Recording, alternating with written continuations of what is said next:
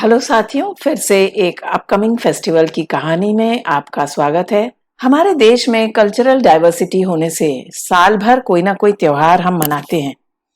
क्या आप इस फेस्टिवल ओकेजन में अपने बच्चों को कुछ ही मिनटों में दिवाली मनाने के पीछे की कहानी सुनाना चाहेंगे? क्यों नहीं, क्योंकि हम सभी चाहते हैं कि हमारे बच्चे हमारे त्योहारों के इम्पोर्टेंस को समझें। हमारे यहाँ कहानी सुनाने की बहुत पुरानी प्रथा है और बच्चे ही क्यों, आज एडल्ट्स के लिए भी स्टोरी टेलिंग का माध्यम एजुकेशनल ऑब्जेक्टिव्स को अचीव करने में किया जाता है। इस चैनल का यही उद्देश्य है कि कहानी में पिरोई हुई नैतिकता से बच्चों का सामना कराना, जिससे वो एंटरटेन होते हुए ही एक अच्छे इंसान बन सके। जनरली हम लोग सभी त्योहारों को इकट्ठे मनाने के आदी हैं, इससे हमारा एक्साइटमेंट दुगना हो जाता है। साथियों, त्योहारों के सारे रिचुअल्स को तो हम पूरा कर ही लेते हैं, लेकिन अगर हम बच्चों को इन फेस्टिवल्स को क्यों मनाते हैं इसकी कहानी सुनाएं तो हमारा त्योहार मनाने का पर्पस पूरा हो जाता है। तो हमारा सबसे ज्यादा धूमधाम से मनाए जाने वाला फेस्टिवल दिवाली के मनाने के पीछे की कहानी, जो एक रामायण महाकाव्य पर आधारित है, उसको बच्चों को सुनाते हैं।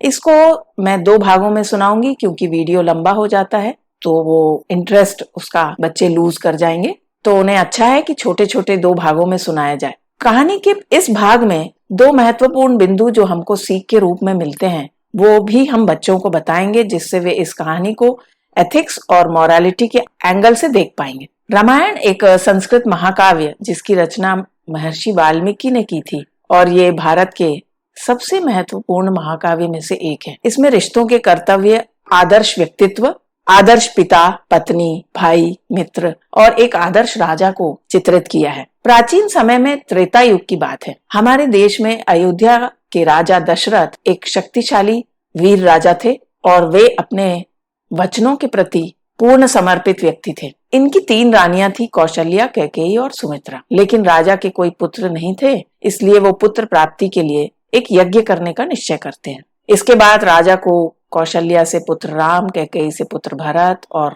सुमित्रा से लक्ष्मण और शत्रुघ्न पैदा हुए। इन चारों राजकुमारों का लालन पालन और शिक्षा महलों में नहीं करके साधारण विद्यार्थियों की तरह आश्रम में बहुत ही योग्य शिक्षकों की देखरेख में होता है, जिससे उनको एक व्यवहारिक ज्ञान भी मिल सके।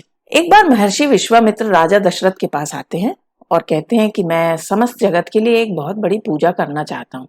उनका कहना था कि जब भी वो पूजा या यज्ञ में बैठते हैं तो राक्षस आकर उनकी पूजा को भंग कर देते हैं। ये सुनकर दशरथ जी अपने दोनों पुत्रों को, राम और लक्ष्मण, इनको मदद करने के लिए उनके साथ भेज देते हैं ताकि वो उनको पूजा करते समय सुरक्षा दें। महर्षि जी अब पूजा करने बैठते हैं तो राम और लक्ष्मण अपने कर्तव्य को निभाते हुए वहां आकर विघ्न डालने वाले राक्षसों को अपनी वीरता से मार गिराते हैं और महर्षि जी की पूजा संपन्न होती है। इस पे वो खुश होकर बदले में उन बच्चों को बहुत सारे हथियार चलाना सिखाते हैं, जिससे राम और लक्ष्मण और भी अधिक और शक्तिशाली हो जाते हैं। एक अन्य स्थान जनकपुर में एक धर्मप्रिय, दयालु और पराक्रमी राजा जनक रहते थे। उनकी एक बहुत सुंदर बेटी राजकुमारी सीता थी। राजा जनक अपनी बेटी की शादी करना चाहते थे तो स्वयंवर रखने का निश्चय करते हैं। इसके लिए वो कई राज्यों से राजाओं को निमंत्रण भेजते हैं। इसमें उन्होंने ये शर्त रखी कि उनके पास जो एक शिव धनुष है,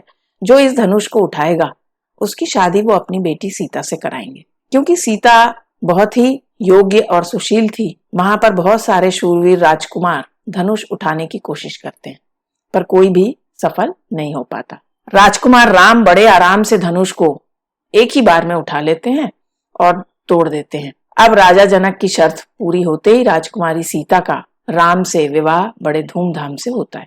कुछ समय गुजर जाता है। अब राजा दशरथ बूढ़े हो चले थे। वो चाहते थे कि अपने बड़े बेटे राम को राजपाट सौंप दे।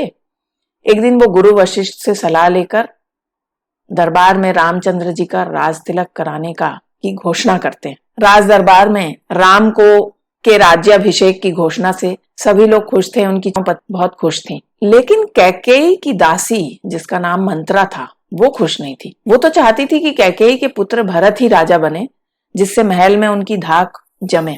यहाँ पे एक संदर्भ हमको पता होना चाहिए कि महारानी कैकेयी बचपन से ही बहुत साहसी और युद्ध कौशल की धनी थी, जो एक बार बहुत पहले युद्ध के समय राजा दशरथ के रथ की कमान संभालते हुए यानी सारथी बनकर राजा दशरथ के प्राणों की रक्षा करती है। उस समय वो प्रसन्न होकर दशरथ जी कैकेयी से कुछ मांगने के लिए कहते हैं, लेकिन वो कहती हैं कि अभी मुझे कुछ नहीं चाहिए, जब मुझे जरूरत होगी तब मैं मांगूंगी।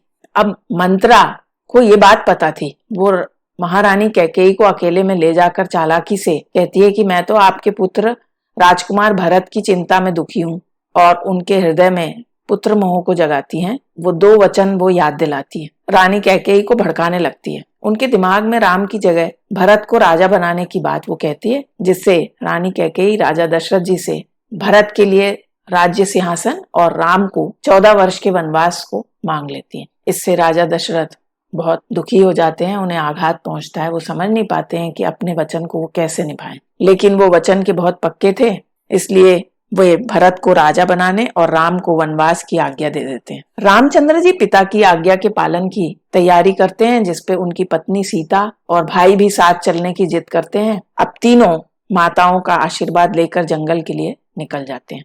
इस समय भरत अपने ननिहाल में थे। भरत को जैसे ही इस बात का पता चलता है तो वो राजा बनने से इनकार कर देते हैं और बड़े भाई राम के पास जाकर राज्य संभालने का आग्रह करते हैं, लेकिन राम अपने पिता के वचनों को पूरा करने की बात कह के मना कर देते हैं। तो भरत राम की पादुकाओं को वहां से लाकर अयोध्या में उस सिंहासन पर पादुकाओं को रख देते हैं और कहते हैं कि जब तक राम नहीं लौटते ये ऐसे ही बने रहेंगे। अब राम, सीता और लक्ष्मण तीनों नाव से नदी पार कर जंगल की ओर चले जाते हैं और पंचवटी में एक कुटिया बनाकर रहने लगते हैं। जंगल में जंगली जानवरों के साथ कई राक्षस भी रहते थे। उनमें से कुछ राक्षस ऐसे थे जो अपनी इच्छा के अनुसार अपना रूप बदलने की शक्ति रखते थे। वहीं पर रावण की छोटी बहन, जिसका नाम शूर्पणखा था, वो राक्षसी अपनी सेना के साथ रहती थी। एक बार रामचंद्र जी को वो देख लेती है और देखते ही उनकी वीरता और सुंदरता को देखकर वो मोहित हो जाती है और सुंदर रूप धारण करके उनके पास जाके विवाह का प्रस्ताव रखती है। इस पे राम कहते हैं कि उनके साथ उनकी पत्नी सीता है, वो तो शादी नहीं कर सकते, वो जाकर लक्ष्मण से बात करें। पर लक्ष्मण जी भी शूर्पणखा के प्रस्ताव को नहीं मानते हैं और शादी से मना कर देते हैं। इस तरह दोनों भाइयों के एक साथ विवाह से मना करने पे वो क्रोधित हो जाती है और अपने वास्तविक रूप, जो कि उसका राक्षस का था, उसमें आके लक्ष्मण को डराने की कोशिश करती है। इससे लक्ष्मण क्रोधित होके उस घमंडी शूर्पणखा के नाक और कान काट लेते हैं। अब शूर्पणखा अपनी स्थिति दिखाने के लिए अपने भाई के पास जाकर इनकी शिकायत करती है। भाई रावण अपनी बहन के साथ हुए अपमान का बदला राम और लक्ष्मण से लेने की ठान लेते हैं। उसके लिए रावण अपने सेना के एक राक्षस को सोने के हिरण का रूप धारण करने के लिए कहता है, उसे सीता के पास भेजता है। और जैसे ही सीता सोने के हिरण को देखती है, राम से हिरण लेकर देने की इच्छा जताती है। राम हिरण के पीछे उसे पकड़ने के लिए जाते हैं। जाते समय अपने भाई लक्ष्मण को कहते हैं कि वो सीता को छोड़कर कहीं न जाए। पर जब वो बहुत देर तक वापस नहीं आते तो सीता चिंतित होकर लक्ष्मण को जंगल में अपने बड़े भाई को ढूंढने के लिए कहती हैं। लक्ष्मण सीता माता के कुटिया के चारों तरफ एक रेखा खींच देते हैं, जिसे लक्ष्मण रेखा कहते हैं, और सीता को सुरक्षित करके राम की खोज में वन की ओर जाते हैं। उधर राम जब हिरण पकड़ में नहीं आता है तो उसको तीर मारते हैं। जैसे ही तीर लगता है वो राक्षस अपने असली रूप में आ जाता है और राम से माफी मांगने लगता है। उधर कुटिया में अकेली सीता को देखकर रावण साधु के वेश में भिखारी बन के वहां पहुंचता है और जैसे ही सीता उसे भिक्षा देने बाहर आती है, उसको उठाकर विमान से अपनी राजधानी लंका ले जाता है। यहाँ जंगल में राम और लक्ष्मण दोनों भाई हिरण रूपी राक्षस को मार के वापस कुटिया में पहुंचते हैं तो देखते हैं कि वहां तो सीता है ही नहीं।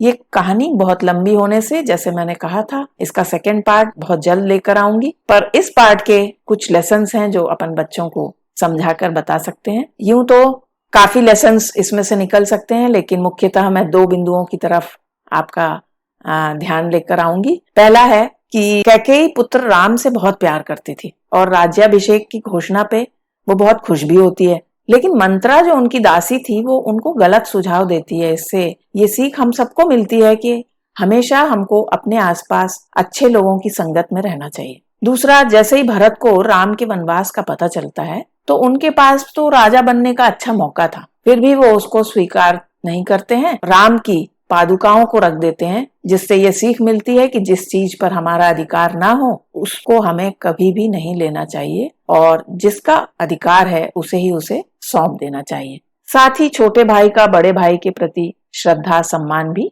नजर आता है। साथियों, नेक्स्ट पार्ट के लिए आप मुझसे जुड़ना चाहते हैं तो इस चैनल विंग्स ऑफ लाइफ को सब्सक्राइब कर लीजिए। धन्यवाद।